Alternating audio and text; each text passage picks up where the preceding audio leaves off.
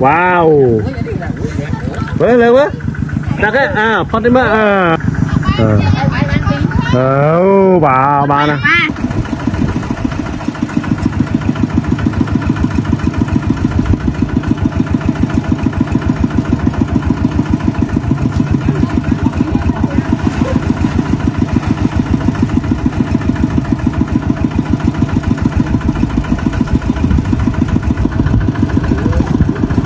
Wow, banana tao.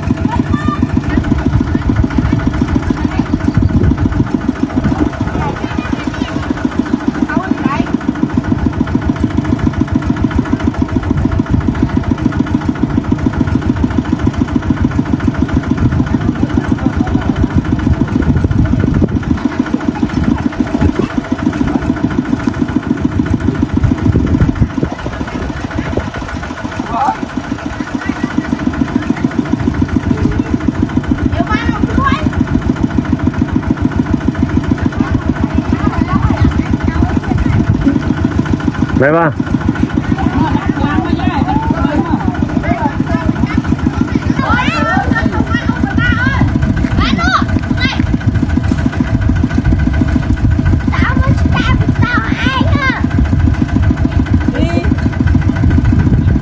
Nhìn đâu đó, lùa, phôi chợ. Ôm một bài nào? Wow, bà ra.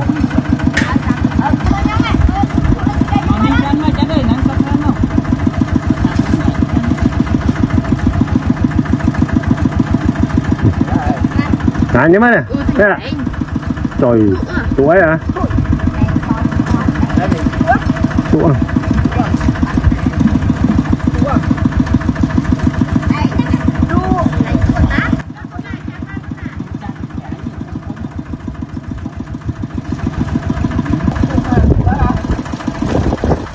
Anh nhớ mà.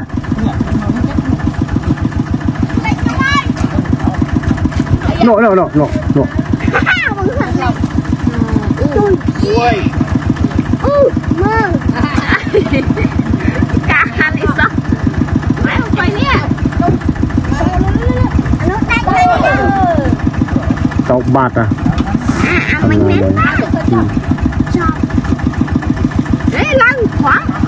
Đánh với tỏi. Quay xuống đó. Yeah.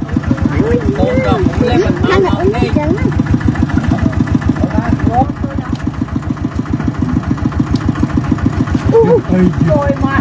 Này, dành cái phục đại với. Tuổi nha.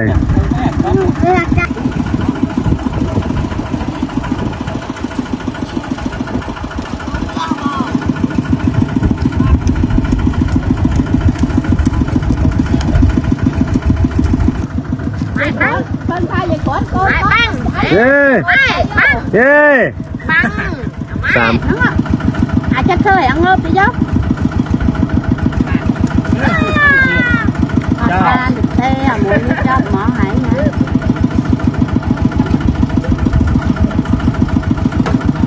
Ngọc ơi, ông nay chắc nó lạnh vậy. Đâu à tôi. Ta máu mà đến đó nè. Nhà học tập mơ nữa. Mũi ơi. Ta thầm hỏi á nó. Anh miền nã để ọt thơm ọt đây bọn ọt ấy thẳng cha bắt ba nữa thì hai lơ hay việt chấm miền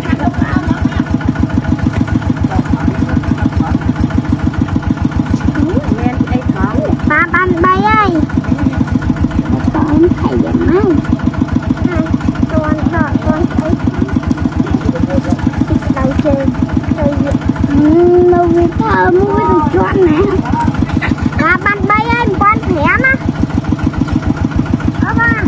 Đen anh con đen đây tôi anh có được tiền bà là đấy thế ạ nếu mà bà đấy bà lợm hai đi ạ nâng mình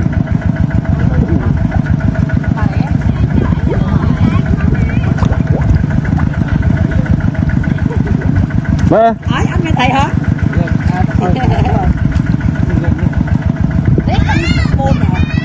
ê mày lấy mà chặt ừ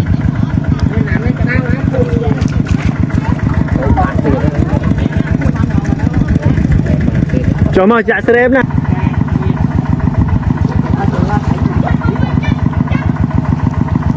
cảm ơn là ê bạn nuôi à không mà bây giờ đánh mà ok thầy chào bạn gia đình ngon chứ thầy chuột rồi nè nè đánh nè em lấy cô đó nè cả ba thôm nhà mà thọt cán buôn thèm lại thọt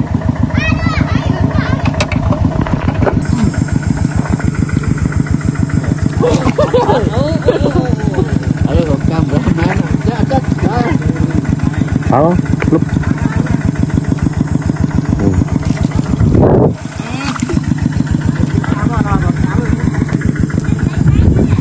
à đấy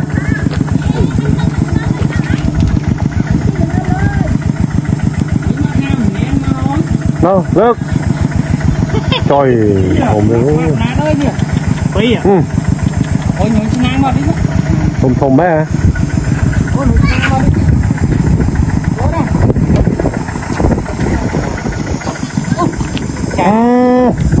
đó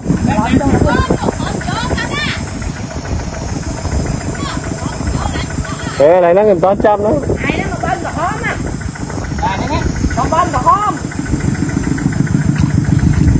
cái đó cháu ơi nè một con đá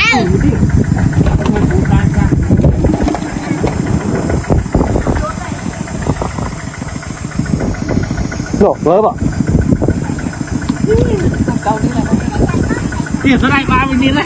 sao đạp giờ sao thế nữa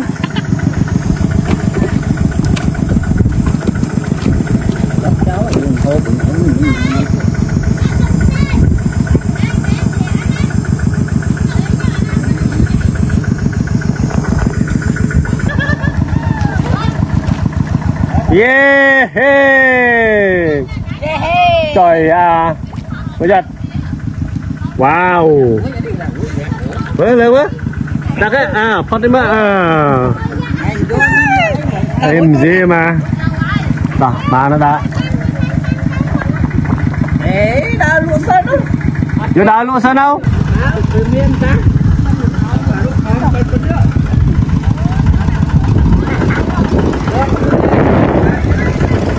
chồng mèo ơi đây cái nó trái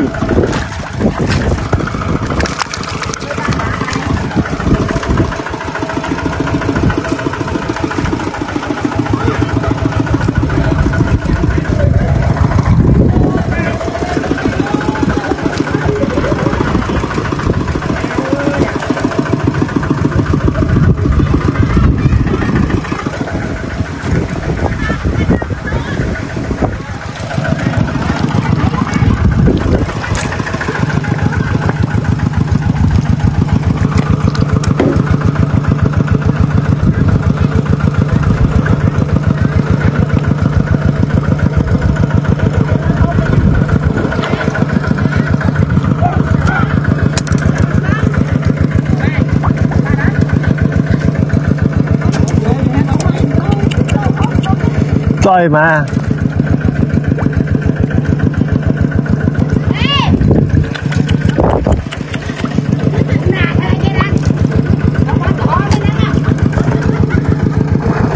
rồi mà con nào đấy à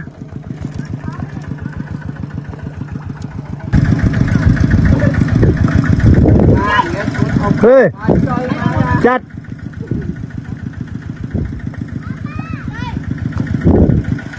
nè vô hẹp thoáng mới chặt ê chặt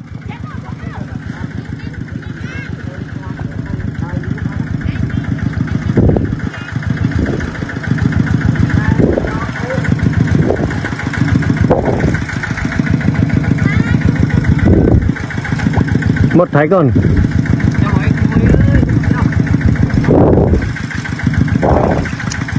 bỏ cả lô à bỏ hai liền đây wow yeah wow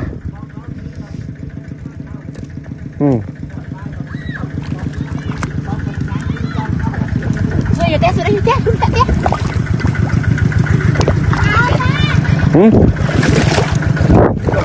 bà chạm nó à nè bông ra đây cái tới nhóc đây cái tới nó nuôi cái mới rồi đâu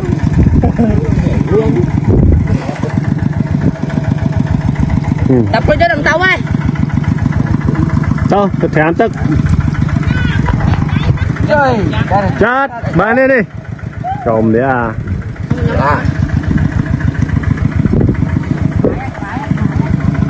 bãi còn nào đây không thông à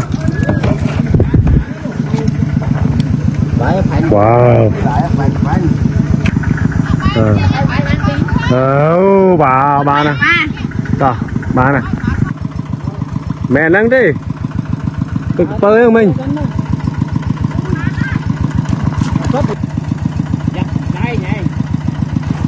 wow wow wow wow bà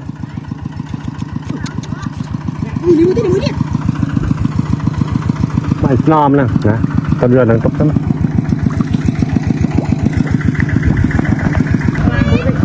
không mất chết à không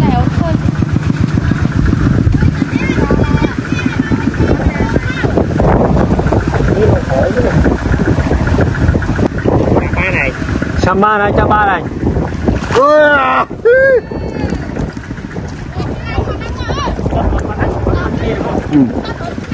cái gì chơi bé nữa ngon bé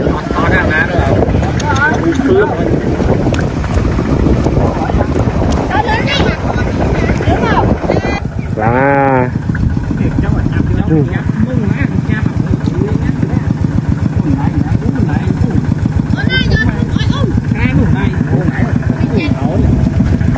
hòn thốn mà trông vậy à ôi đại bay nắm mà nó ba là ngớm của ba